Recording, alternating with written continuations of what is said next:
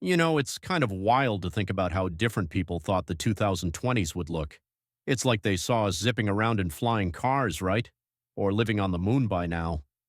But here we are, still in regular old cars, still working on basic problems like traffic and the moon.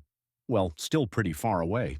I always find it interesting to think about those old predictions and wonder, why didn't these things happen? We've got all this advanced tech, right? I mean, smartphones, AI, self-driving cars, those are all real, and they're even impressive. But they're not exactly what people pictured back in the day. Like, take the idea of flying cars. This was the dream, right? The Jetsons made it look so simple, but when you think about it, flying cars would be an absolute nightmare to manage. Imagine regular traffic, but in three dimensions. Plus safety, regulations, and even the cost. It's just not as realistic as it sounds. Maybe it's better that we're working on self-driving cars instead. Still kind of cool, just a little more grounded. And then there's space colonization. People back in the 60s and 70s were sure we'd be living on the moon by now, or at least have some kind of permanent base. It's funny because we actually do have the tech for it, sort of. But the resources, time, and money needed to get something like that up and running. Way more than people realized. And on top of that, there's actually a big question of why.